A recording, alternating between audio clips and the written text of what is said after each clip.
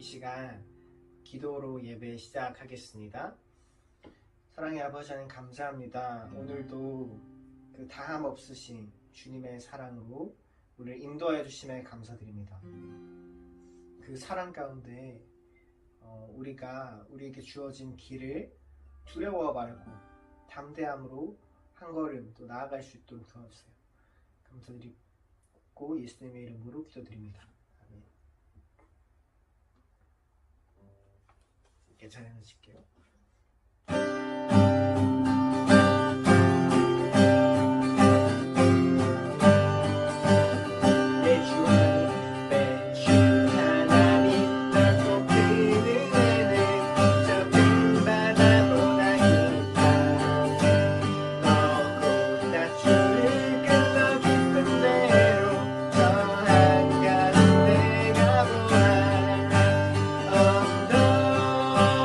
떠나서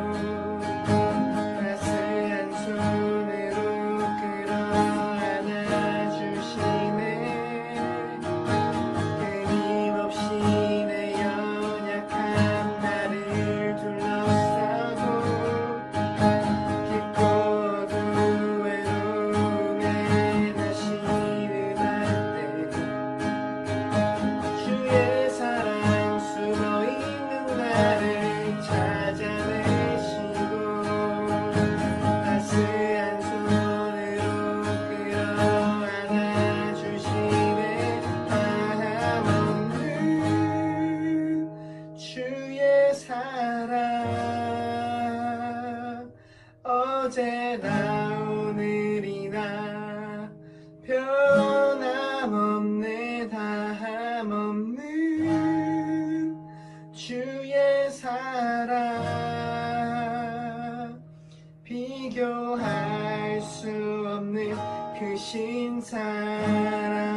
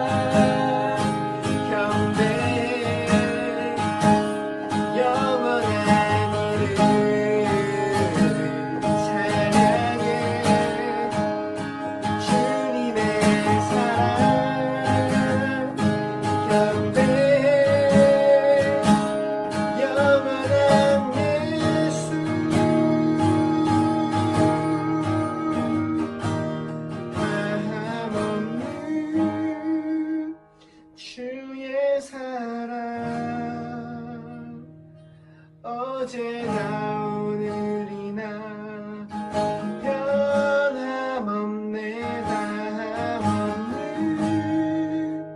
주의 사랑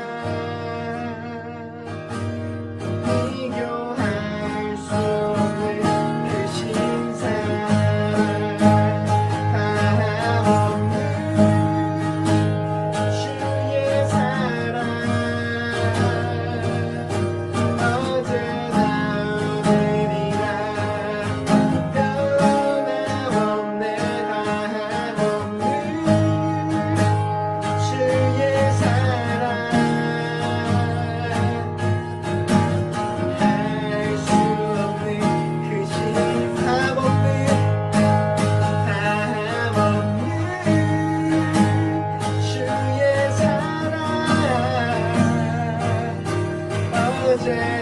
오늘이나 변함없는 다함없는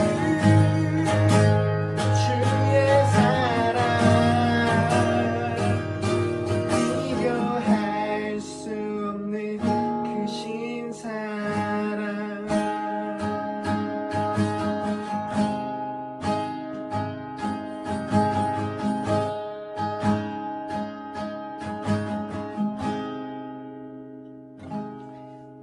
같이 함께 기도했으면 좋겠는데요.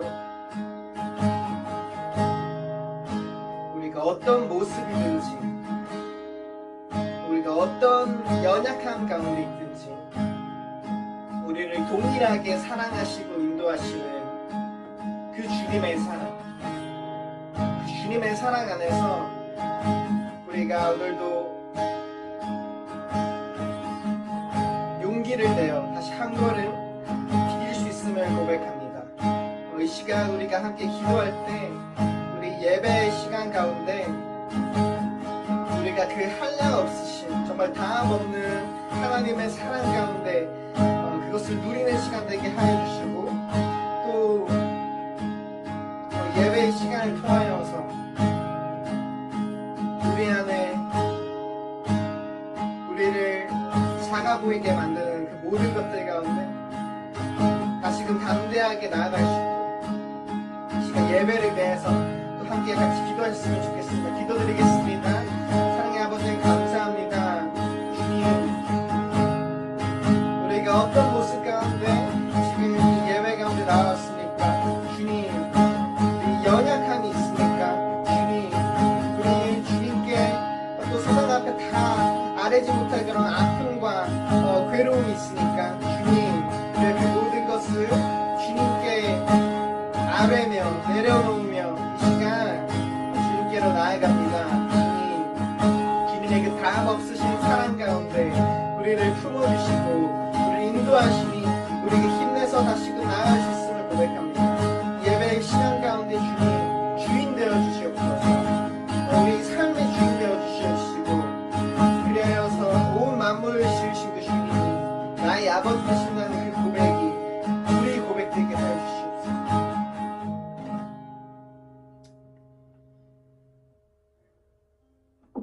사랑의 아버지 하나님 감사합니다.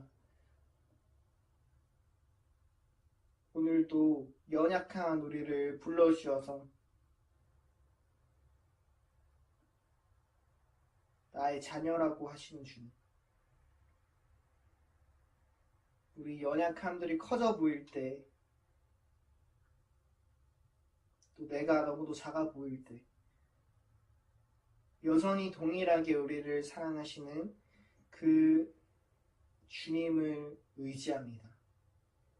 그 주님을 바라보고 우리가 용기와 힘을 얻습니다. 주님, 이 시간 예배의 시간 가운데 주님이 주인 되어 주시고 나아가서 우리 삶의 주인이 되어 주셔서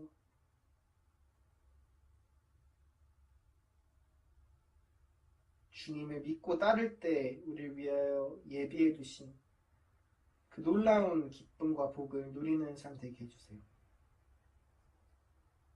예배의 시간 가운데 함께하여 주셔서 우리 마음을 만지시고 또 주님께로 인도하여 주세요. 감사드렸고 예수님 이름으로 기도드립니다. 아멘. 이 시간 사도신경으로 우리 신앙을 함께 고백하시겠습니다. 나는 전능하신 아버지 하나님, 천지의 창조주를 믿습니다. 나는 그의 유일하신 아들, 우리 주 예수 그리스도를 믿습니다. 그는 성령으로 잉태되어 동정녀 마리아에게서 나시고 본디오 빌라도에게 고난을 받아 십자가에 못 박혀 죽으시고 장사된 지 사흘 만에 죽은 자 가운데서 다시 살아나셨으며 하늘에 오르시어 전능하신 아버지 하나님 우편에 앉아 계시다가 거기로부터 살아있는 자와 죽은 자를 심판하러 오십니다. 나는 성령을 믿으며 거룩한 공교회와 성도의 교제와 죄를 용서받는 것과 몸의 부활과 영생을 믿습니다. 함께 기도하시겠습니다. 하나님 아버지 은혜를 감사합니다. 날씨가 무더운 날씨가 계속되고 있습니다. 아버지 하나님, 무더운 날씨에 야외에서 일하는 많은 분들이 아버지 어려움 당하지 않게 하시고, 아버지 하나님 또 농사 지은 사람들, 또 여러 가지로 장사한 사람들, 이 날씨로 인해서 참 어려움 당하고 있습니다. 우리가 아버지 하나님 자연을 좀 훼손하고 환경을 오염시킨 그 결과로 자연이 또 이렇게 기상이변과 여러 가지 환경의 오염으로 인한 결과를 우리가 맞고 있습니다. 아버지 하나님, 저희들이 더 하나님 주신 자연을 잘 보존하게 하시고 이 자연을 더 잘 가꿔서 후손에게 물려줄 수 있도록 하나님 인도하여 주시옵소서. 오늘도 말씀하여 주시옵소서. 오늘 신령과 진정으로 예배게 하시며 말씀으로 은혜 받아 세상 가운데 승리하는 저희들 되게 하여 주시옵소서. 감사드리며 예수님 이름으로 기도했습니다. 아멘. 자, 여러분 안녕하세요. 백목사 시사 브리핑. 오늘은 세 부로 나눠서 한번 이야기하려고 하는데요. 건국 대통령 이승만 박사와 독립정신, 그걸 한번 좀 첫 번째 얘기하고요. 저는 이제 어렸을 때 70년대에 초중고등학교를 다녔는데 학교에서 이승만 대통령에 대해서 배운 게 별로 없어요. 아마 4.19 이거로 대통령에서 물러나고 오히려 군사혁명으로 이제 박정희 대통령이 이제 들어서고 그 의식적으로 이제 그런 부정부패 이런 것 때문에 교과서 씻지 않았던 거 아닌가라는 생각이 드는데요. 사실은 우리가 어렸을 때 초등학교 의무교육이 누가 그걸 만들었냐면 이승만 대통령이 건국하고 만들었다는 거예요. 우리나라가 무슨 재정도 아무것도 없고 교육재정도 없고 국가재정도 없고 하는 상태에서 초등교육을 의무화 교육을 해서 우리가 딱 돈이 없어도 그냥 초등학교 다닐 수 있었던 것이 이승만 대통령 덕인데 우리가 그 이승만 대통령을 가르치지 않고 배우지도 않았어요. 자, 제가 이제 최근에 독립정신이라든지 이승만 대통령 관련된 유튜브 영상을 이렇게 쭉 공부하면서 놀라운 사실을 발견하게 됐어요. 그래서 한 세 부로 나눠서 얘기하겠는데요. 처음에는 이제 독립정신까지 한번 얘기를 해보겠습니다. 자, 우리가 잘 아는 것처럼 이승만 대통령은 조선 말기에 이제 태어나서 과거 시험을 보려고 그랬는데 원래 이제 해주 쪽에 출생했는데 이제 남산 밑에 살았다 그래요. 근데 그때 갑오개혁이 일어나면서 과거 제도가 폐지되고 그는 이제 과거 시험을 급제해가지고 이제 입신양명 하겠다는 이제 그런 기회가 없어진 거죠. 그런 상황 속에서 있다가 친구가 서양 선교 세운 배제학당에 가서 영어 배우고 가서 공부하자. 근데 처음에는 내가 왜 서양 귀신 가르치는데 그걸 왜 가냐? 그랬는데 나중에 이제 그가 영어를 배우겠다는 생각으로 배제학당을 가게 되죠. 그것이 이제 그의 일생의 큰 전기가 되는 것이죠.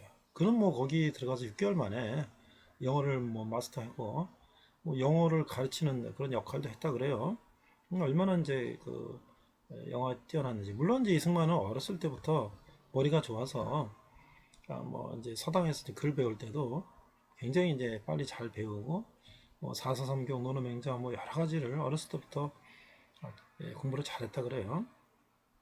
자, 그런데 이제 그가 독립정신에서 이제 추구했던 것은 이제 우리나라 이 조선이 왕조로는 더 이상 비전이 없다라는 것을 배적당을 다니면서 이제 서양식 교육을 받고 이제 그런 생각을 하면서 이제 몇몇 뜻 있는 사람들과 함께 그런 공화제 국가가 세워져야 된다 이런 조직을 하고 운동을 하니까 그것은 이제 조선 말기에 반정부 활동이죠. 당연히 이제 반정부 활동을 한 그런 일당들은 다 체포해서 지금 서대문 형무소죠. 한성 감옥에 갇히게 되고 사형 선고를 받고 이제 그런 상황 속에 있었죠. 그런데 이제 그가 뜻하지 않은 또 하나의 사건이 일어나게 되는데 콜레라가 만연되는 거예요. 그래서 감옥 속에서 많은 사람들이 죄수들이 뭐 제대로 치료도 못 받고 제대로 뭐 집단 밀집 수용되니까 계속 죽어 나가는데 이승만은 이거 시신을 처리하면서 그때까지는 이승만이 이제 하나님을 믿지 않았어요. 근데 그가 죽음 앞에서 하나님을 기도했다는 거예요. 내가 배제학당 다닐 때 영어 배우려고 갔던 배제학당에서 매일 설교하고 가르치던 하나님이 정말 계시다면 나를 좀 살려달라고 그가 기도했는데 정말 그는 매일 수십 명씩 콜레라로 시신이 실려 나가는데도 그는 거기서 살아남았어요. 그래서 그가 이제 하나님을 체험하고 서양 선교사들에게 요청을 해서 내가 여기서 공부를 하겠다.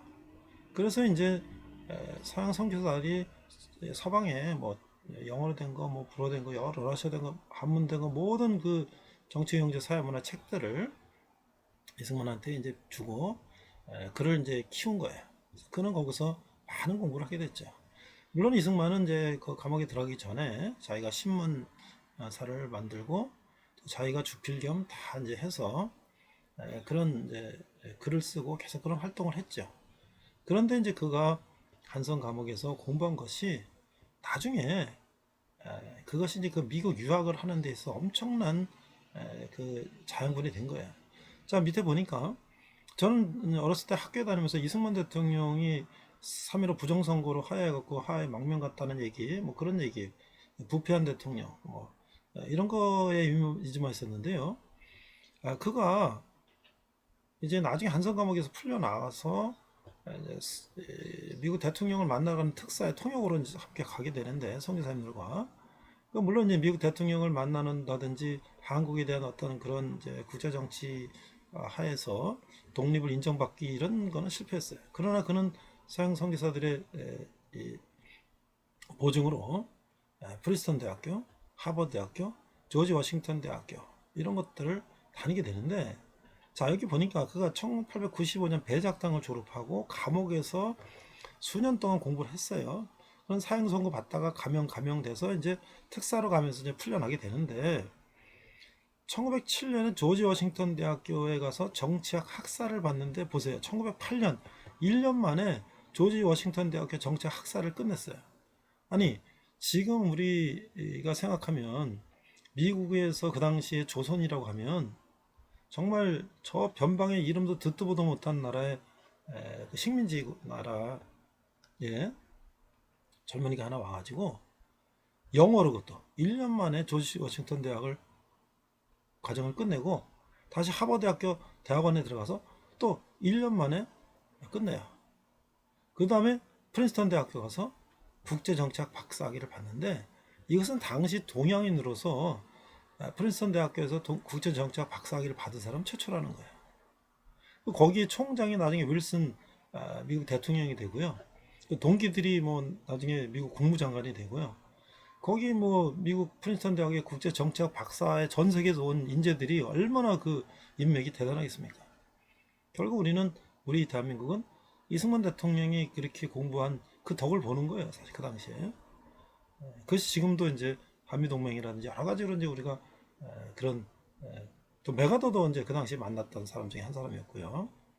자, 그래서 그는 그러한 이제 한성 감옥에서 그가 우리나라의 갈 길을 집대성한 것이 바로 뭐냐? 이게 바로 독립정신이라는 것이죠. 그래서 이 책은 우남 이승만 대통령이 옥중생활 5년의 총결산일 뿐만 아니라 해방 후 자유민주주의 시장 경제 체제에 대한민국을 건국하고 경영하고 또 6.25 전란, 또 대한민국을 재건하는 전 과정에서 우리 현대사를 관통하는 정치 및 경제의 사상적 기초가 되고 있다. 그래서 이 책은 우리 국민들이 자유자주 독립적인 개인이 되고 국가 정체성을 취한 국민다운 국민이 되기 위한 필독서이다. 또 우리가 이승만 대통령을 단지 그냥 우리나라의 한 부패한 대통령으로 생각할 것이 아니라, 그는 세계적으로도 대단한 정치학자였어요. 이어서 우리가 재팬 인사이드 아웃이라는 이승만 대통령의 국제정치학 박사학위 논문을 책으로 펴낸 그 책을 소개할 텐데요. 그 책은 전 세계적으로 일본이 진주만 이제 침공하면서 일본이 미국과 전쟁을 벌이기 전에 벌써 그걸 예측한 책으로서 전 세계적인 센세이션을 일으키고, 우리가 너무나 잘 아는 이 펄벅 여사, 대지라는 노벨 문학상을 받은 펄벅 여사는 그 책에 대한 소개에서 아주 전율이 넘치는 책이다, 이렇게 소개하고 있어요. 그러니까 우리 이승만 대통령은 그냥 한반도에서 태어나서 그냥 공부하고 배우고 자란 그런 분이 아니라, 그 당시 세계 최강, 지금도 최강이지만 미국에 가서 이 미국의 학부 대학원 박사학위까지 하고, 또 모든 미국의 어떤 정치, 경제, 문화, 그 다음에 전 세계에 대한 그런 것들을 다 배우고 그것을 기초로 하여 우리나라를 세웠다는 것이에요. 근데 그것의 가장 밑바탕이 되는 게 뭐냐면, 그가 감옥에서 우리나라를 어떻게 이끌고 나가야 되겠다라는 것을 이 독립정신에서 이제 기초를 했다는 것이죠. 젊은이들은 이런 책을 읽어보고 일제치하에서 감옥에서 그 열악한 환경 속에서 전 세계 언어로 된 책들을 두루 섭렵해서 한 국가의 기초를 세운 이승만 대통령의 독립정신을 한번 읽어보기를 추천합니다. 이상 백 목사의 시사브리핑이었습니다. 네, 이번 시간은 고린도후서 두 번째 시간으로서 그리스도의 강권적인 사랑, 이승만의 독립정신에 대해서 우리가 한번 말씀을 나누고자 합니다. 오늘 본문은요, 고린도서 5장 17절입니다. 화목하게 하는 직분. 자, 우리 한글과 영어로 함께 읽도록 하겠습니다. 그런즉 누구든지 그리스도 안에 있으면 새로운 피조물이라. 이전 것은 지나갔으니 보라 새 것이 되었다. 자, 2 Corinthians chapter 5 verse 17입니다. Therefore, if anyone is in Christ, he is a new creation. The old has gone, the new has come. 이렇게 돼 있어요. 자, 고린도 후서를 우리는 어떻게 읽을 것인가? 초대교회의 가장 중요한 인물인 바울은 어떤 사람이었는가? 바울은 어떻게 그렇게 위대한 사도가 될 수 있었는가? 그는 사도로서 어떤 체험을 했는가? 사람들에게 어떤 대우를 받았는가? 자기를 반대하고 자기에게 적대적인 사람들에게 그는 어떤 태도를 취했는가? 그가 사도로서의 사명을 감당하기 위해 겪은 시련과 어려움은 무엇인가? 그는 자신에게 주어진 고난을 어떻게 이길 수 있었을까? 이런 것이 궁금하다면 바울이 쓴 고린도 후서를 읽어보는 것이 좋습니다. 고린도 후서는 일종의 바울의 자서전인데요. 바울이 여러 편지 가운데서 가장 개인적인 것으로 내면의 감정이 가장 풍부히 드러나 있기 때문인 것이죠. 바울은 세상에서 고난과 악함을 아주 많이 체험한 사람이었어요. 동시에 지상에서 하나님의 은혜와 능력을 가장 많이 체험한 사람이기도 했던 것이죠. 이 역사를, 이 신비를 어떻게 풀 수 있는가? 바울은 하나님의 은혜와 능력이 자신의 고난과 약함을 통해서 드러난다고 고백했어요. 바울의 신비는 한마디로 질그릇 속에 담긴 보화였는데, 그러나 다른 사람들은 바울의 질그릇만 보고 그 속에 있는 보화는 보지 못했던 것이죠. 바울의 고난과 악함만을 보고서 바울의 사도권과 약함만을 보고서 바울의 사도권과 복음을 의심했어요. 그래서 바울은 자신의 선교적 회고가 사도적 직무의 적극성을 적극적으로 진술하고 또 예루살렘 교회를 위한 모금과 적대자들과의 논쟁을 통한 자신의 사도권을 변호하는 가운데 이런 고난을 통한 영광의 역사를 우리에게 보여주고 있는 것이죠. 질그릇에 담긴 보화는 이는 바울만이 아니라 모든 참된 신자의 삶을 이해하는 열쇠가 되는 것이죠. 성도들의 가치는 성도 자신의 위대함 때문이 아니에요. 성도들은 질그릇과 같이 연약한 존재인 것이죠.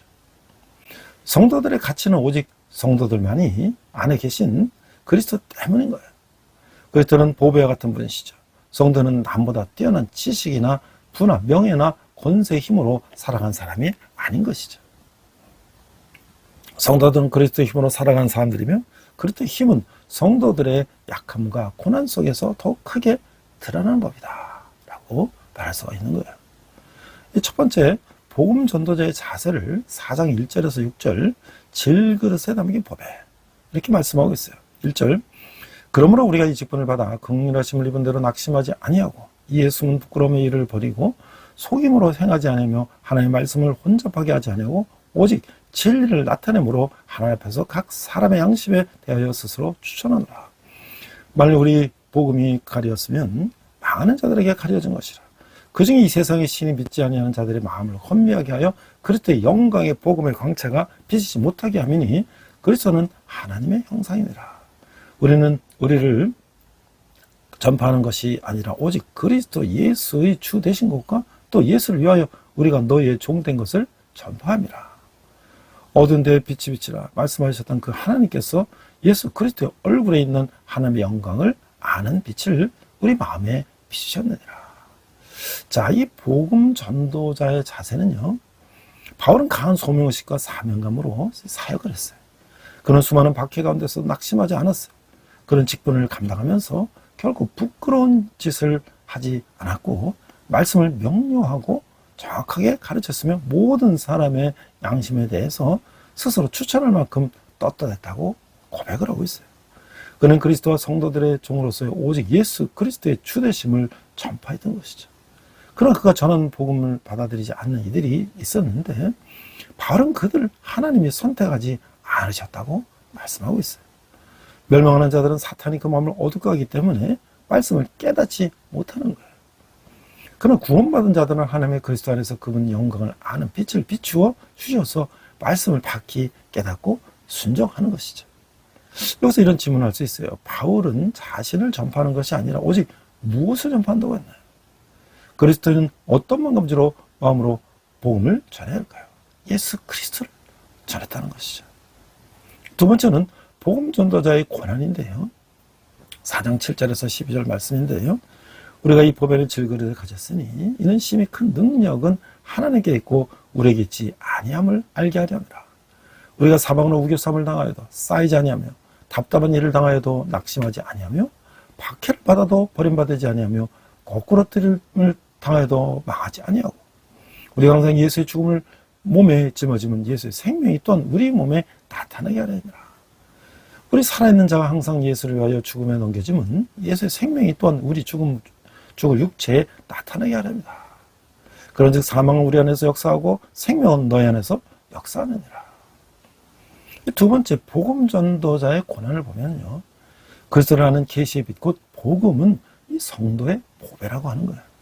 바로 우리가 이 보배를 질그릇에 가졌다고 하면서 복음 전도자가 가진 복음의 귀중함을 강조하고 있어요. 질그릇은 흙으로 지음받은 연약한 몸을 가리키는 거예요.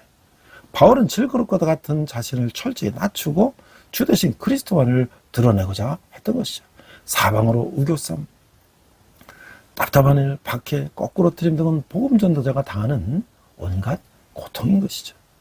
바울은 십자가 후의 부활, 죽음 후의 생명을 기억하고 수많은 고난을 기쁘게 감당했어요. 복음 전도자는 죽음의 위험 속에서도 그리스도의 생명을 드러내는 자인 것이죠. 영원 구원은 죽음과 같은 고난 가운데 피어나는 열매라고 하는 거예요. 자, 이런 질문을 할 수가 있어요. 하나님이 보배라는 복음을 질그릇에 담으시는 이유는 무엇일까요? 복음을 지닌 나를 통해 하나님의 능력, 예수님의 생명이 어떻게 드러나나요? 자, 세 번째는 복음의 능력을 확신하는 것인데요. 4장 13절 15절 이렇게 말씀하고 있어요. 기록된 바 내가 믿었으므로 말하였다 할 것 같이 우리가 같은 믿음의 마음을 가졌으니 우리가 믿었으므로 또한 말하노라. 주 예수를 다시 살리시니가 예수와 함께 우리도 다시 살리사 너희와 함께 그 앞에 서게 하실 줄을 아노라. 이런 모든 것이 너희를 위함이니 많은 사람의 감사로 말미암아 은혜가 더하여 넘쳐서 하나님께 영광을 돌리게 하려 함이라. 자, 이 복음의 능력을 확신한다. 이 확신은 역동적인 사역을 가능하게 하는 거예요. 바울은 복음의 능력을 확신하기에 담대히 말할 수가 있었어요. 내가 믿었으므로 말했다 라는 문구는 그 체험적 진술이라고 하는 것이죠. 바울은 죽음과 같은 고난을 당했지만 낙심하지 않았어요. 하나님은 사망 권세를 깨뜨리시고 예수님을 다시 살리신 전능하신 분이에요. 바울은 예수님을 다시 살리신 하나님이 예수님과 함께 자신도 다시 살리실 것을 확신했던 것이죠. 바울이 전한 복음, 그가 당한 모든 고난은 고린도 성도들에게 큰 유익을 끼칠 것이에요. 복음 전도자의 고난은 결과적으로 많은 영혼을 구원하고 감사와 은혜가 넘치게 하며 하나님께 영광을 돌리게 하는 것이죠. 자, 여기서 이런 질문을 할 수가 있어요. 죽음과 같은 고난 가운데 바울이 고백한 믿음은 어떠한가요? 예수님을 다시 살리시는 하나님을 향한 믿음은 내게 어떤 용기를 주나요? 이런 확신이 이 역동적인 행동을 만든다라고 하는 것이죠. 네 번째는 복음의 결과를 소망하는 것인데 이 겉사람과 속사람을 이렇게 설명하고 있어요. 그러므로 우리가 낙심하지 아니하니 우리의 겉사람은 낡아지나 우리의 속사람은 날로 새로워지도다. 우리가 잠시 받는 환난에 경한 것이 지극히 크고 영원한 영광에 중한 것을 우리에게 이루게 하미니. 우리가 주목하는 것을 보이는 것이 아니요 보이지 않는 것이니 보이는 것은 잠깐이요 보이지 않는 것은 영원합니다. 자, 이 복음의 결과를 소망한다. 현재 고난을 이기는 비결은 미래의 영광을 묵상하는 거예요. 바울은 고난 중에 낙심하지 않았고 극심한 고난으로 인해서 겉사람은 쇠약해지고 겉사람은 쇠약해지지만 속사람은 날로 새로워지기 때문인 것이죠. 또한 잠시 받은 가벼운 환난이 후일 비교할 수 없이 영원하고 큰 영광을 이룬다는 진리를 확신하기 때문이에요. 바울이 겪은 환난은 일시적이지도 가볍지도 않았어요. 그러나 그런 것들을 그리스도의 고난과 비교하면서 사소한 것으로 여겼던 것이죠. 그는 현재의 고난에 시선을 두지 않고 영원한 미래의 영광스러운 삶에 시선을 두었어요. 그가 주목한 것은 보이는 것이 아니라 보이지 않는 것이었어요. 보이지 않는 것을 보는 믿음의 사람이라야 죽음 같은 고난 속에서도 즐겁게 사명을 감당하는 거죠. 자, 이런 질문을 할 수가 있어요. 바울이 고난 중에 낙심하지 않고 주목한 것은 무엇일까요? 현재 고난을 잘 극복하기 위해 나는 무엇에 주목해야 되나? 예수 그리스도에 우리가 십자가에 주목해야 된다는 것이죠. 다섯 번째는 영원한 집을 삼아라. 이게 5장으로 넘어가는데요. 만일 땅에 있는 우리 장막집이 무너지면 하나님께서 지으신 집 곧 손으로 지은 것이 아니요 하늘에 있는 영원한 집이 우리에게 있는 줄 아느니라.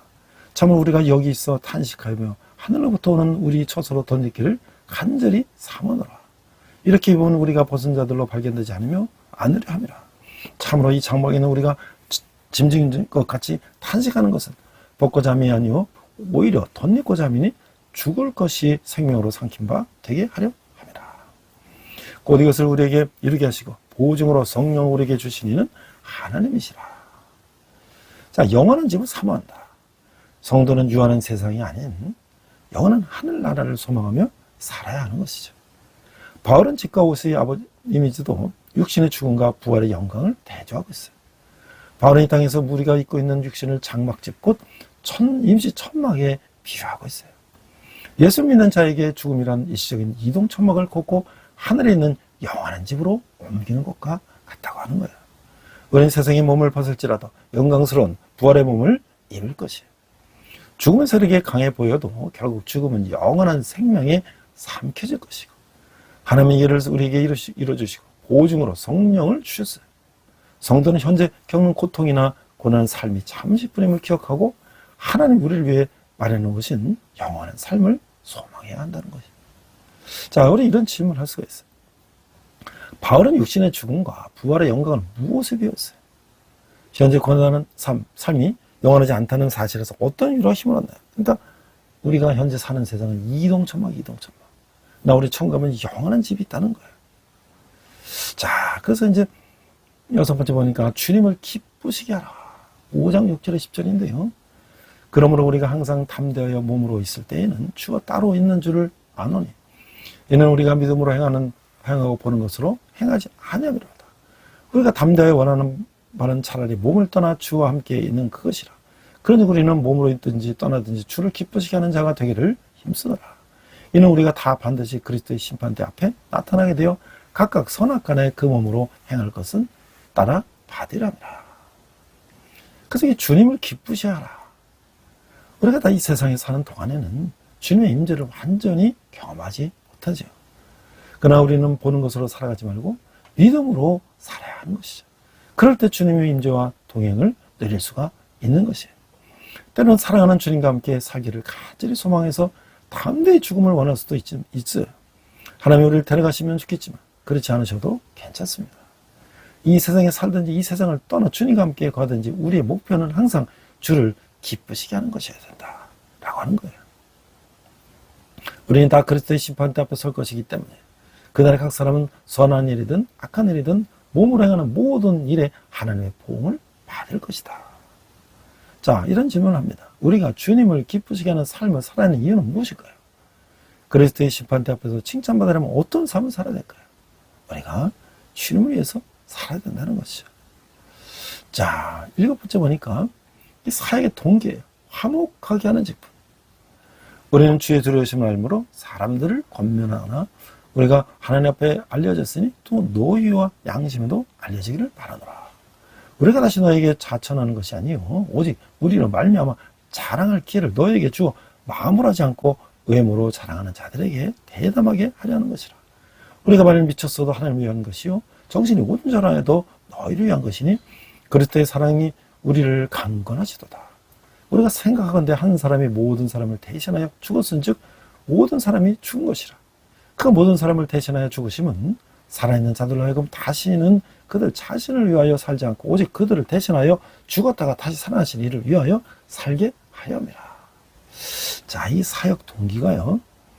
이 성도의 사역 동기는 하나님을 위한 두려움과 그리스도의 사랑에 대한 감격에 한다는 거예요. 바울은 자신 하나님에 대한 두려움을 잃지 않고 진실하게 복음을 전했다고 말하고 있어요. 그 자신의 진실함을 표현하는 이유는 외모로 자랑하는 거짓 교사들 때문이에요. 하면 바울의 진심으로 복음을 전한 동기는 그를 강권하시는 그리스도의 사랑인 것이죠. 저랑과 사랑은 서로 다르지만 신비한 조화를 이루고 있어요. 죄가 없으시면서도 모든 사람의 죄를 담당하신 그리스도의 죽음은 그분의 사랑이 얼마나 큰지를 보여주고 있는 거예요. 그리스도 덕분에 생명을 얻게 된 우리는 자신을 위해 살지 말고 그리스도를 위해서 살아야 하는 것이죠. 바울이 진실하게 그리고 열정적으로 복음을 전하는 동기는 무엇이었나요? 내가 힘을 다해 사역하는 동기는 무엇인가요? 바로 그리스도라는 것이죠. 이 8번째 보니까 사역 내용인데요. 16절, 그러므로 우리가 이제부터 어떤 사람도 육신을 따라 알지 못하노라. 비록 우리가 그리스도 육신을 따라 알았으나 이제부터는 그같이 알지 아니하노라. 오늘 본문인데요. 그런즉 누구든지 그리스도 안에 있으면 새로운 피조물이라 이전 것은 지나갔으니 보라 새 것이 되었다. 모든 것이 하나님께로 났으며 그가 그리스도를 말미암아 우리를 자기와 화목하게 하시고 또 우리에게 화목케 하는 직분을 주셨으니 곧 하나님께서 그리스도 안에 계시사 세상을 자기와 화목하게 하시며 그들의 죄를 그들에게 돌리지 아니하시고 화목하게 하는 말씀을 우리에게 부탁하셨습니다. 그러므로 우리가 그리스도를 대신하여 사신이 되어 하나님이 우리를 통하여 너희를 권면하실 것 같이 그리스도를 대신하여 간청하노니 너희는 하나님과 화목하라. 하나님의 죄를 알지도 못하신 이를 우리를 대신하여 죄로 삼으신 것은 우리와 하여금 그 안에서 하나님의 의가 되게 하려 하심이라. 이 사역 내용을 보니까 거듭난 사람은 삶의 동기와 목적, 사고방식이 달라지는 거예요. 누군지 예수 그리스도를 믿고 회심하면 새로운 피조물이 되는 것이죠. 성도는 육신의 관점으로 사람들을 대하면 안 되고 그리스도 안에서 새로운 관점으로 사람들을 바라봐야 한다는 거예요. 하나님은 그리스도가 이루신 대속의 죽음을 통해 우리를 구원하셨어요. 즉 우리를 하나님과 화목하게 하셨던 거죠. 즉 우리에게 화목하는 직분을 주시고 화목하게 하는 말씀을 맡기셨어요. 우리는 그리스도의 사신, 전령, 사절이 되어서 사람들에게 하나님과 화목하라고 전해야 하는 것이죠. 하나님 죄 없으신 그리스도를 정죄하심으로 우리를 대속하셨어요. 누구든지 그리스도 안에 있으면 하나님과 화목하고 하나님의 의가 된다는 거예요. 하나님의 의라는 건 하나님과 우리 관계가 회복된다는 거죠. 자, 이런 질문을 하겠어요. 그리스도를 통해 하나님과 화목해지는 일이 왜 중요한가요? 예수님이 어떤 분인지 알려주고 하나님과 화목하라고 전할 대상은 누구인가요? 자, 저는 이제 8월 광복절을 앞두고 있습니다. 그래서 저는 이제 치하에 일본의 만행을 한번 또 살펴봤는데요. 그 일본은 우상을 섬기는 나라죠. 그리스도를 섬기는 나라가 아니에요. 그 때문에 그들은 수단과 방법을 가리지 않고 자기들 목적을 위해서 인권을 유지하는 거죠. 이게 3일 만세, 우리 1919년 4월 만세 운동을 했는데 그 만세 운동했던 여성들을 잡아가지고 일본 경찰들이 성고문을 했다. 이런 기사가 과거에 조선닷컴에 나왔어요. 일제 만행을 외국인이 작성해서 밝혔는데 이게 자료적 가치가 크다는 거예요. 미국 교회 연합이 1919년 사항 보고서를 냈는데 당시 강간 처벌도 없었다. 그러니까 여성이 독립운동하는 사람들 잡아다 강간했는데 그걸 처벌하지도 않았다는 거예요. 일본 경찰들이. 일제강점기 일본 경찰이 한국 여성들 상대로 성고문을 장했다는 사실을 기록한 미국 기독교 단체의 보고서가 발견됐다. 일본 경찰이 1919년 3.1운동을 탄압하는 과정에서 여학생들을 빨가벗겨 고문하는 등 비인간적인 만행을 저지른 사실을 제3자인 외국인의 시각으로 기술한 것이다. 이 보고서에는 일본 경찰이 체포한 한국 여성들을 강간했다고 시사하는 대목도 나온다. 뉴욕 맨해튼의 뉴욕 한인교회는 20일 미국 교회 연합회 Federal Council of the Churches of Christ in America라는 그 협회에서 3.1운동 당시 작성한 한국의 상황, The Korean Situation이라는 제목의 27쪽짜리 보고서를 공개했어요. 이 보고서는 3.1운동 당시 한국에서 활동하던 미국 선교사들이 보고한 내용을 바탕으로 미국 교회연합회 산하 동양관계위원회 The Commission of Relations with the Orient가 작성한 것인데 3.1운동이 일어난 역사적 배경과 경과, 일본의 무자비한 탄압과 이후 일본의 식민 지배 정책 변화 등의 내용을 담고 있어요. 1921년 설립된 뉴욕 한인교회는 미 동부 지역의 독립운동의 거점이었던 거예요. 뉴욕 한인교회는 100년사 발간에서 창고에 보관된 자료를 정리하는 과정에서 이 보고서를 발견했다고 밝혔어요. 보고서는 총칼 앞선 일본 경찰의 무자비한 진압에 대한 통계가 기록되어 있는데 1919년 3월 1일부터 7월 21일까지 한국 631명이 사망한 반면 한국의 일본인 사망자는 9명, 주로 경찰이었다는 거예요. 또 한국인 28,934명이 체포되고 5,150명이 투옥되고 9,078명은 태형, 곤장을 맞고 풀려났다는 거예요.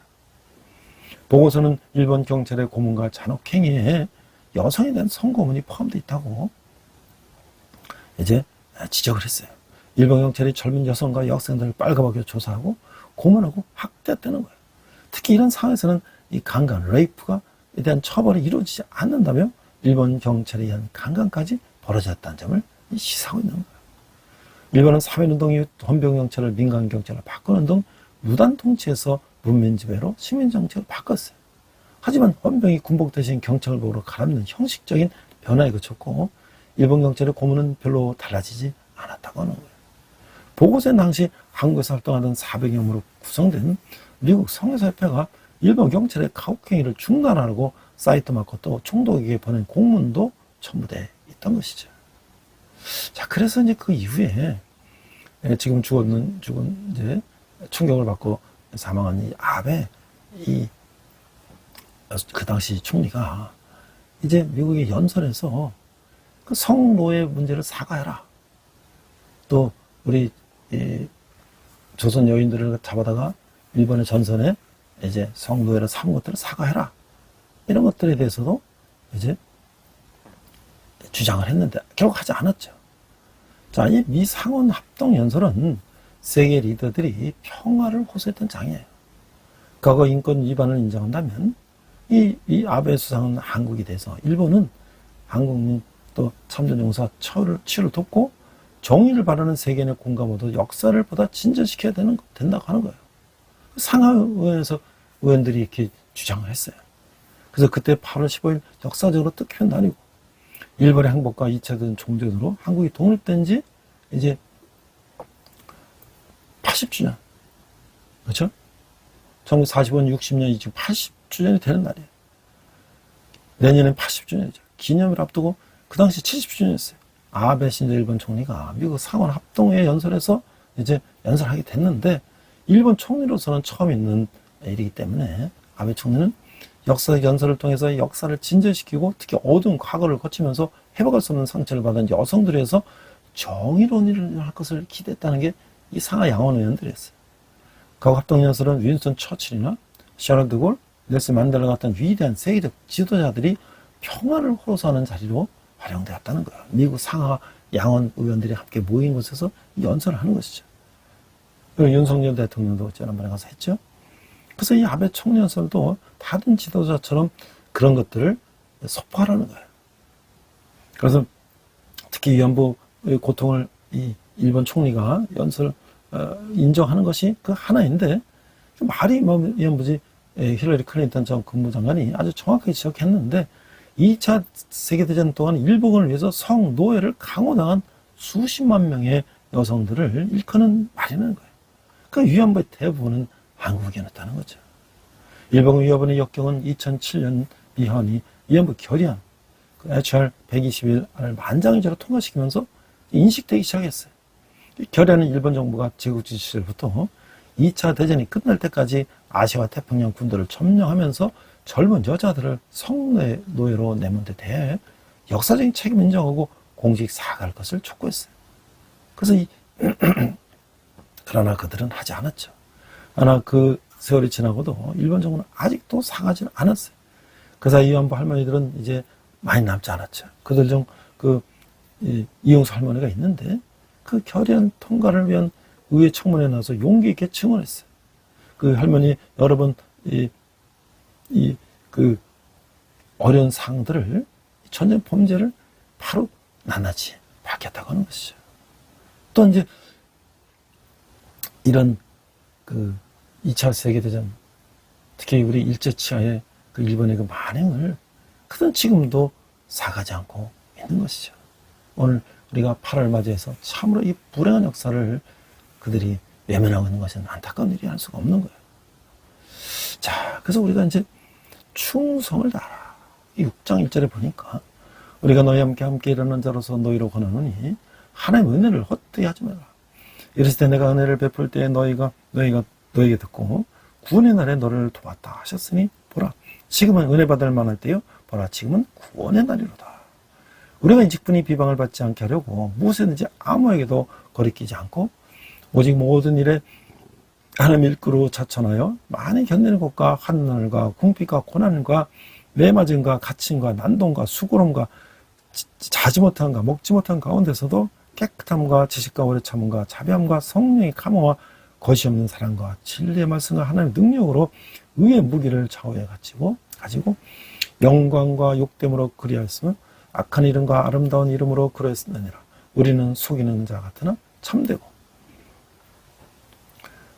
무명한 자 같으나 유명한 자요 죽은 자 같으나 보라 우리가 살아있고 징계를 받는 자 같으나 죽임을 당하지 아니하고 근심하는 자 같으나 항상 기뻐하고 가난한 자 같으나 많은 사람을 부유하게 하고 아무것도 없는 자 같으나 모든 것을 가진 자로다. 자, 우리가 충성을 다하라. 복음 전달은 하나님의 은혜와 구원을 전하는 일이에요. 바울은 거짓 교사들의 괴계에 넘어가 하나님의 은혜를 헛되이 받지 말 것과 하나님의 은혜와 구원이 임할 때 마음을 열고 복음을 받아들일 것을 촉구하고 있어요. 바울은 화목케 하는 직분을 받아 복음을 전하면서 환난과 궁핍과 고난과 비방과 박해 등을 참고 견뎠던 것이죠. 그는 그리스도가 당하신 십자가 죽음 같은 고난을 경험했지만 불평하지 않았어요. 수많은 고난 가운데서 그는 내면의 깨끗함, 오래 참음, 자비함, 거짓 없는 사랑 등을 잃지 않은 참된 사도였다. 바울은 자신이 무명한 자 같으나 유명한 자요, 근심하는 자 같으나 항상 기뻐하고 가난한 자 같으나 많은 사람을 부유하게 하며 아무것도 없는 자 같으나 실상은 모든 것을 가진 자라고 고백하는 거예요. 이 기독교 신앙은 역설적이라고 하는 것이죠. 여기서 이런 질문을 할 수가 있어요. 바울이 고백한 복음 전도자의 역설적 삶은 어떤 거예요? 그리스도 안에서 내가 경험한 신앙의 역설은 어떤 것인가요? 그렇죠. 우리 이 땅에 어떤 핍박과 환난이 있더라도 우리는 천국의 시민권자로서 이 땅에서 끝나는 것이 아니라 천국의 영원 소망을 살기 때문에 우리는 그런 미래가 있다고 하는 것이죠.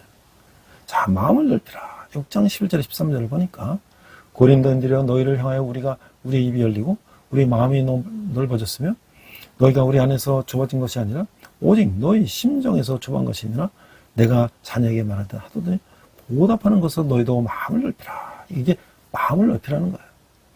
신뢰회복을 위해서는 서로가 마음을 넓혀야 하는 거예요. 바울은 자신의 사도성을 의심하는 고린도 성도들에게 혼인식을 내려놓고 낮은 자세로 화해를 요청하고 있어요.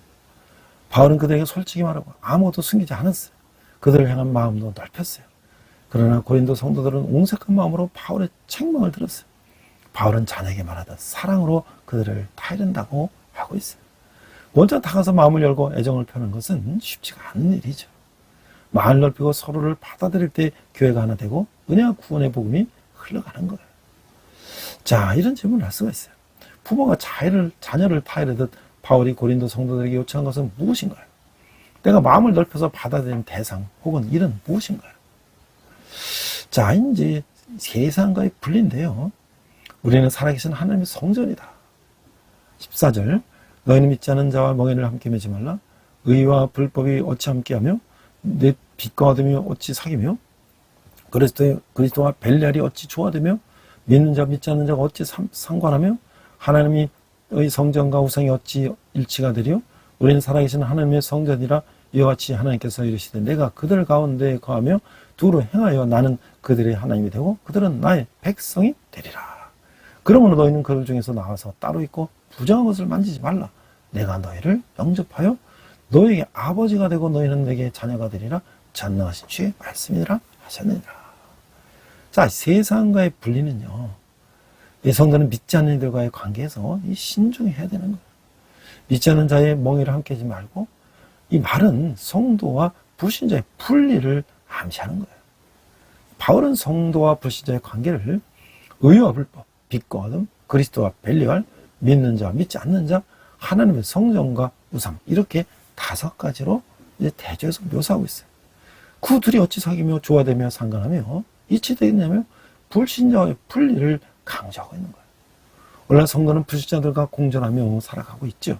때로는 그들과 도움을 주고받을 수밖에 없어요. 하지만 그들의 추종하는 신들과 그들의 세계관에 동의해서는 안 된다고 하는 것이죠. 다른 신을 숭배하는 이들을 돌아볼 수는 있어도 진리를 거스르는 행위나 그들의 종교 사상은 따르지 말아야 한다는 거예요. 바울이 믿지 않는 자와 멍에를 함께 매지 말라고 단호히 말하는 이유는 무엇인가요? 불신자들 관계에서 내가 특히 주의할 것은 무엇인가요? 그렇죠. 자, 그래서 이제 자신을 깨끗이 하게 하라고 7장부터 말씀하고 있는데요. 그런즉 사랑하는 자들아 이 약속을 가진 우리는 하나님을 두려워하는 가운데서 거룩함을 온전히 이루어 육과 영의 온갖 더러운 것에서 자신을 깨끗하게 하자. 그러니까 자신을 깨끗하게 하자. 성도는 하나님 약속을 가진 사람이에요. 여기서 약속이란 나는 그들의 아버지 되고 그들은 나의 백성이 되리라 하는 내가 너희를 영접하여 너에게 아버지가 되고 너희는 내게 자녀가 되리라 는 전능하신 하나님의 약속을 가리키는 거예요. 하나님과 성도는 거룩하신 하나님과 백성, 하늘 아버지와 자녀의 관계이죠. 그러므로 하나님과 교제하는 성도는 우상의 신전에 가서 우상의 제물을 먹어서는 안 되는 거예요. 성도는 육과 영, 곧 전인적 측면에서 온갖 더러움에서 떠나 자신을 깨끗하게 유지해야 하는 거예요. 거룩하신 하나님이 약속이자 명령이기에 우리는 하나님을 두려워하는 가운데 거룩함을 온전히 이루어가야 하는 것이죠. 자, 이런 질문을 할 수가 있어요. 하나님 약속을 가진 우리는 왜 자신을 깨끗하게 해야 하나요? 온갖 더러운 것이 존재하는 상황 속에서 어떻게 자신을 깨끗이 지킬 수 있나요? 우리가 불신자와 그들의 사상과 우상에 함께 하지 말아야 한다는 것이죠. 자, 사역자와 성도의 관계를 보니까 이 고린도 교회 회개를 기뻐하고 있어요. 마음으로 우리를 영접하라. 우리는 아무에게도 불의를 행하지 않고 아무에게도 해롭게 하지 않고 아무에게서도 속여 뺏은 일 없도다. 내가 이 말을 하는 것은 너희를 정죄하려 하는 것이 아니라 내가 이전에 말했거냐 너희가 우리 마음에 있어 함께 죽고 함께 살게 하고자 함이라.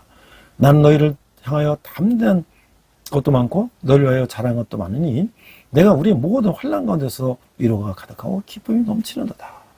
그러니까 사역자와 성도의 관계는요.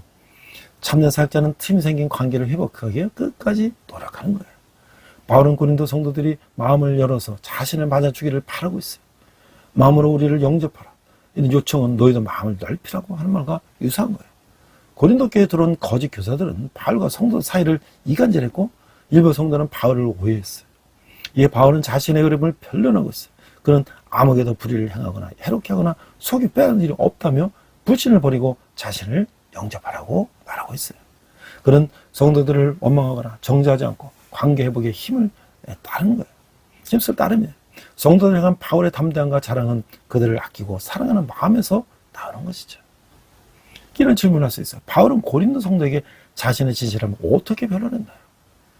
깨어진 관계의 회복을 위해서 나는 어떤 노력을 기울이고 있나요? 그렇죠. 우리가 이 관계를 회복해 애써야 되는 사랑으로. 자, 이제 사역자가 받는 위로가 7장 5절에 7절에 있는데 우리가 마귀에 내렸을 때도 우리 육체가 편하지 못하고 사방으로 환난을 당하여 밖으로는 다투며 안으로는 두려움을 놀아. 그러나 악심한 자들을 위로하시는 하나님이 디도가 음으로 우리를 위로하셨으니 그가 온 것뿐 아니요 오직 그가 너에게서 받은 그 위로로 위로하고 너의 사모함과 애통함과 나를 위하여 열심히 있는 것을 우리에게 보고함으로 나를 더 기쁘게 하였느니라. 자, 이 사역자가요 참 이 위로를 받는 게 중요하죠. 하나님은 낙심에 빠진 사역자를 위로하고 계셔요. 바울이 마게도냐를 방문한 일은 이 2장 13절에도 기록되어 있는데 그는 마게도냐에서 극심한 어려움을 당했어요. 몸도 편하지 못했고 사방으로 환난을 당했어요. 밖으로는 다투며 안으로는 두려움일 정도로 총체적 고통을 겪었어요. 바울은 분명히 있던 고린도 교회에서 보낸 디도가 돌아온 것으로 위로를 받았다고 고백하고 있어요. 디도가 고린도 성도들에게서 환대받은 것이 바울에게 위로가 되었고 디도가 좋은 소식을 가져옴으로 그의 기쁨이 더해졌다고 하는 거예요. 환난 가운데 있는 복음 사역자에게 큰 위로는 그리스도 안에서 만나는 동역자들과 성도들인 것이죠. 자, 이런 질문을 할 수가 있어요. 환난으로 안팎으로 환난 가운데 있는 바울은 무엇 때문에 위로를 받았나요? 나는 복음 사역자는 어떻게 위로하고 격려할 수 있나요? 고린도 교회 성도들의 이제 소식을 듣고 위로를 받았던 것이죠. 그래서 하나님 뜻대로라는 근심. 8절 그러므로 내가 편지로 너희를 근심하게 한 것을 후회하으나 지금 후회하지 않으면 그 편지가 너희로 잠시만 근심한 줄을 알미라. 내가 지금 기뻐하면 너희로 근심하게 한 까닭이 아니오 도리어 너희가 근심함으로 회감에 이른 까닭이라. 너희가 하나님의 뜻대로 근심하게 된 것은 우리에게서 아무에도 받지 않게 하려 함이니라. 하나님의 뜻대로는 근심은 후회할 것이 없는 구원에 이르게 하는 회개를 이루는 것이요 세상 근심은 사망을 이루는 것이다. 보라, 하나님의 뜻대로 하게 한 이 근심이 너희를 얼마나 간절하게 하며 얼마나 변증하게 하며 얼마나 풀하게 하며 얼마나 두렵게 하며 얼마나 사모하게 하며 얼마나 열심히 있게 하며 얼마나 벌하게 했는가.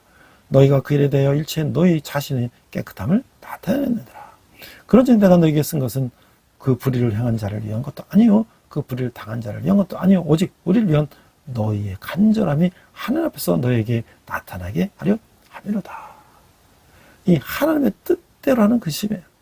죄로 인한 책망에 따르는 근심은 회개로 이어져야 되는데 바울은 이 편지로 고린도 성도들을 근심하기도 하는데 여기서 말하는 편지는 바울이 이전에 보낸 이 눈물의 편지를 말하는데 지금은 이제 이게 존재하지 않다는 거죠. 그 편지는 바울이 책망에 담겼던 것으로 보여요. 그는 편지를 보내는 성도들을 근심한 것 같아서 후회했어요. 하지만 성도들이 참심한 것이었고 결국 편지에 담긴 권면을 받아들여서 회개했기 때문에 바울은 기뻐하고 있는 거예요. 하나님 뜻대로는 근심은 우리로 하여금 자신의 허물과 죄를 깨우쳐 회개와 구원에 이르게 하지만 세상 근심은 사망에 이르게 하죠. 하나님 뜻대로 하는 근심은 궁극적으로 적용되는 것이죠. 즉 철저히 회개함으로 이끌어 우리를 깨끗하게 하는 거예요. 바울이 고린도께서 편지를 보내는 후에다가 다시 기뻐하신 이유 뭐예요? 내가 마음에 근심하면서 회개하게 되는 무엇일까요? 그들이 돌아섰다는 거에 감사하는 것이죠. 마지막으로 바울이 더 위로받는 이유는 뭘까요? 이런 말미암아 우리가 위로를 받았고 우리가 받은 위로에 디도의 기쁨으로 우리가 더욱 많이 기뻐하면 그의 마음이 더해 너희 무리로 말미암아 안심함을 얻었습니다. 내가 그에게 너희를 위하여 잘한 것이 있더라도 부끄럽지 아니하니 우리가 너희에게 이른 말이 다 참된 것 같이 디도 앞에서 우리가 잘한 것도 참되게 되었다. 그가 너희 모든 사람들이 두려움과 떨므로 자시기를 영접하여 순종한 것을 생각하고 너희를 향하여 그의 심정이 더욱 깊었으니 내가 범사에 너희를 신뢰하게 된 것은 기뻐하노라. 그래서 바울은 더욱 위로를 받았어요. 성도들의 변화와 성숙은 사역자의 기쁨이죠. 고린도 성도들의 편지를 받고 감정적으로 반응하지 않고 회개한 일로 바울은 위로를 받았어요. 게다가 그들이 디도를 환대한 일로 더욱 많이 기뻐하고 있어요. 바울은 디도를 고린도에 보내면서 그에게 고린도 성도들을 자랑한 적이 있는데 그것을 부끄럽지 않다고 말하고 있어요. 이는 그들의 회개와 구원이 바울의 체면을 세워줬기 때문이죠. 고린도 성도들은 디도를 두려움과 떨므로 영접했는데 이는 그를 정중하고 따뜻하게 환대했음을 의미하는 거예요. 고린도 성도들은 향한 디도의 신뢰는 곧 그들을 향한 바울의 신뢰로 이어졌던 것이죠. 그 신뢰에 본 모두에게 기쁨과 위로를 선물하는 거예요. 여기서 이런 질문을 했어요. 디도를 만난 일과 더불어 바울이 더욱 기쁘게 된 일은 무엇인가요? 사역 현장에서 나를 더욱 기쁘게 하는 일은 무엇인가요? 아직은 화해와 하나됨이죠.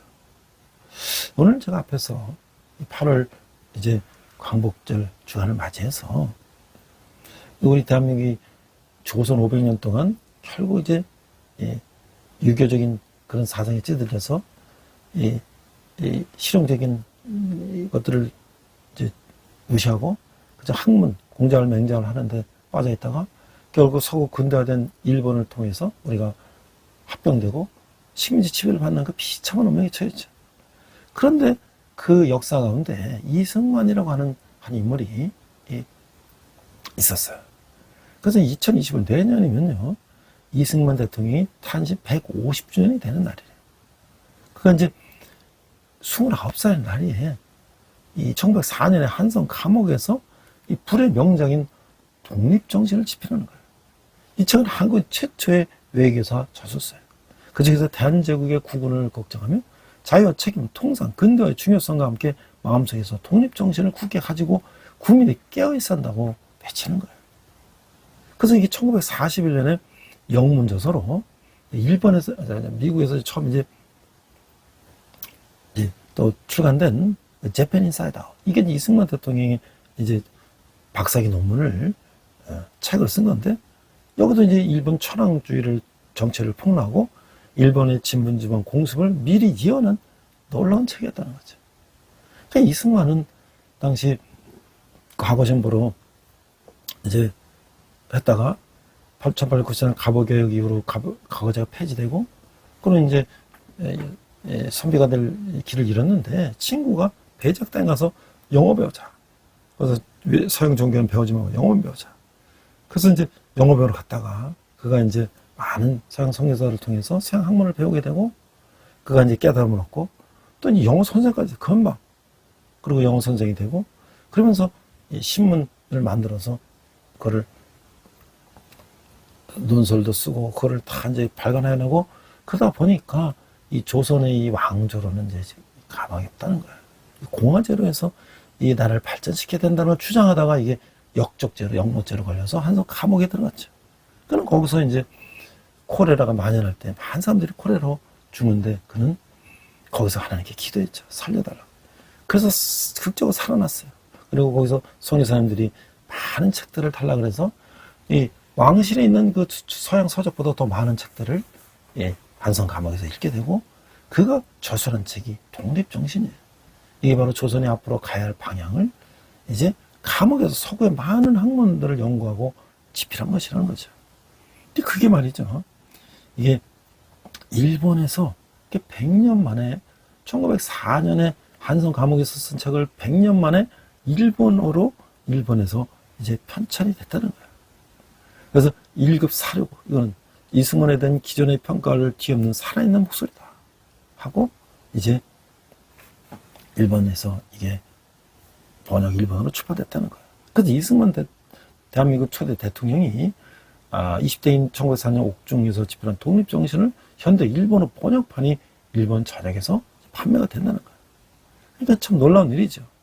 그래서 이 번역자가 이제 김영림 와세다 대학에서 석사하고 중앙대학에서 박사, 주어대학에서 박사하고 그 논문을 이제 구한말 개화사상 이승만의 독립정신 탄생 과정을 이제 이 논문을 쓴 분인데 그래서 일본 사람들이 이승만에 대해서 뭐라고 기존에 인식했냐면 일본을 절대 타협 불가능한 적으로 대하고 이 평화선 이게 이승만은 그 일본과 우리가 이제 그 바다의 경계선은 정했는데 그 아주 강경한 대일 정책을 펼친 극렬한 반일 민족주의자라고 그리고 미국 유학 경력과 학위를 이용해서 미국을 등에오고 초대 대통령이 된 이 권위주의 정치자.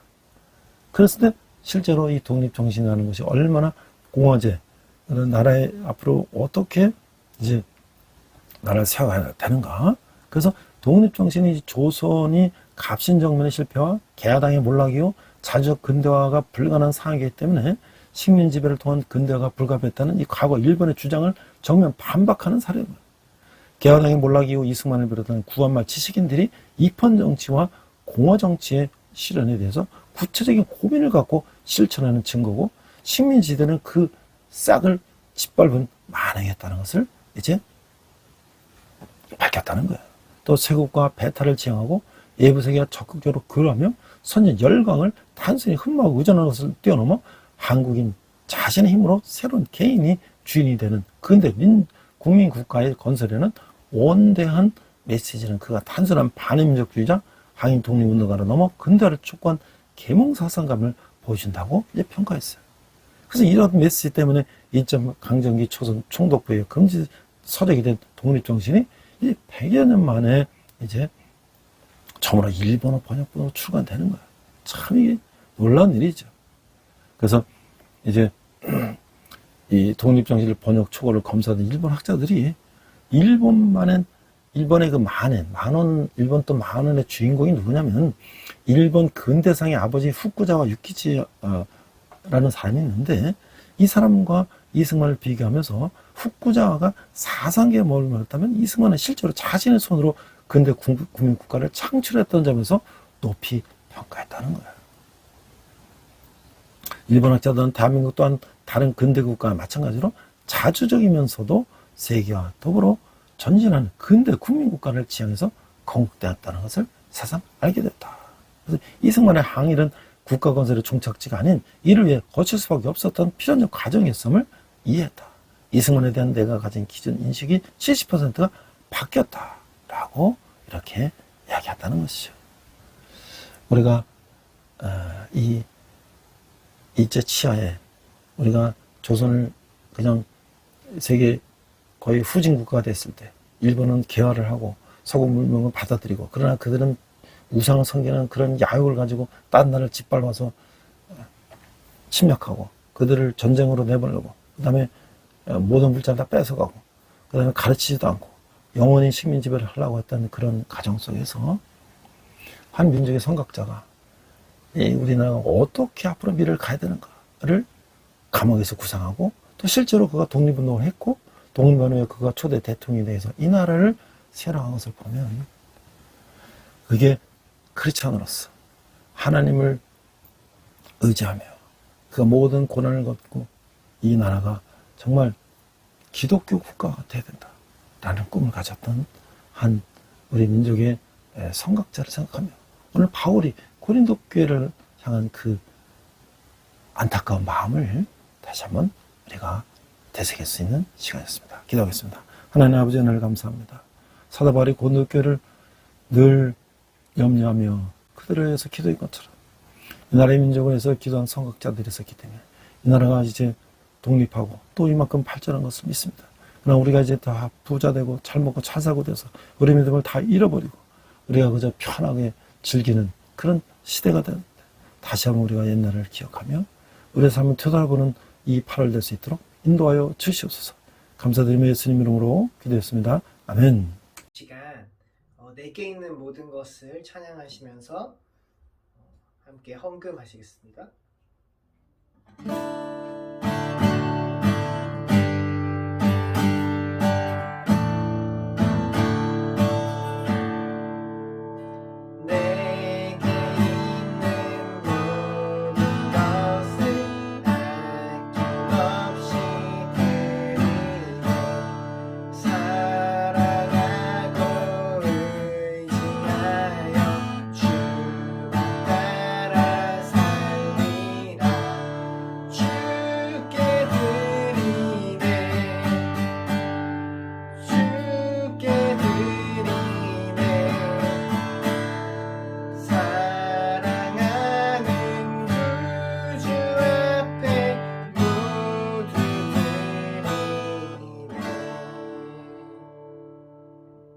네, 날씨가 아주 덥습니다.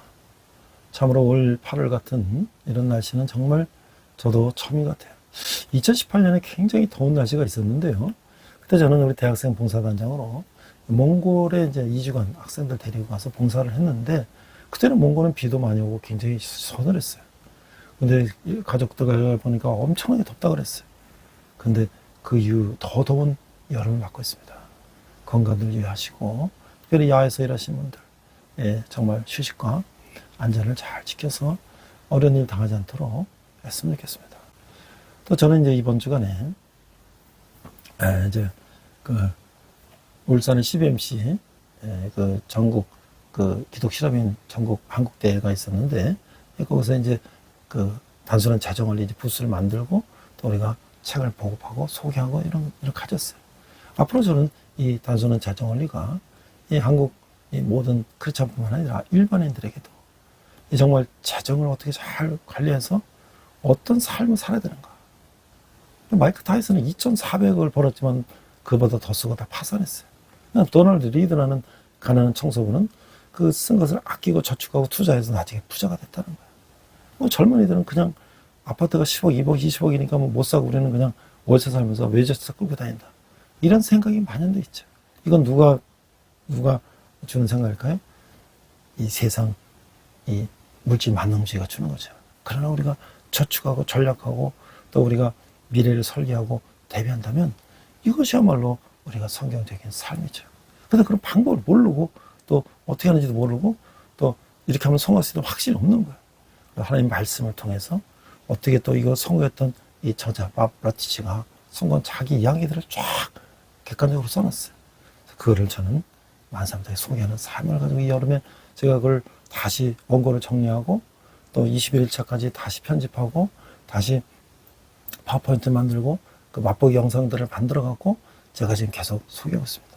여러분들이 특강이나 세미나 원하시면 또 우리 진리를 상호교련 연구소 진인터랩으로 연락하시면 저희들이 특강도 하시고 또 인터넷은 10%로 책을 살 수가 있는데 우리가 단체, 교회 내 단체 기관에서 30명 이상 단체를 보면 20% 할인으로 생을 구할 수가 있습니다.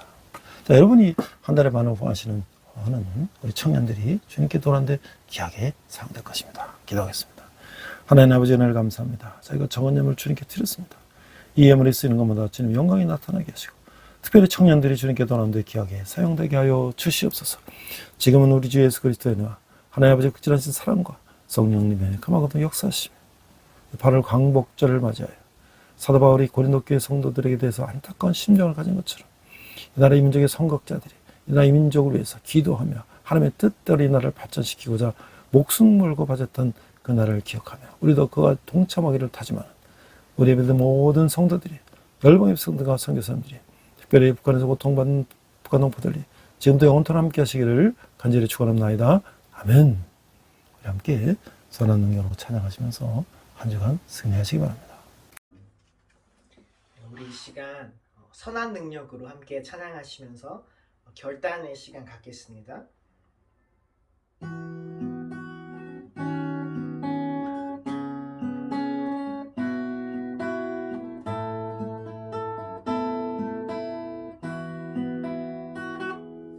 그 선한 힘에 고요히 감싸여 그 놀라운 평화를 누리며 나 그대들과 함께 걸어가네. 나 그대들과 하늘을 여네.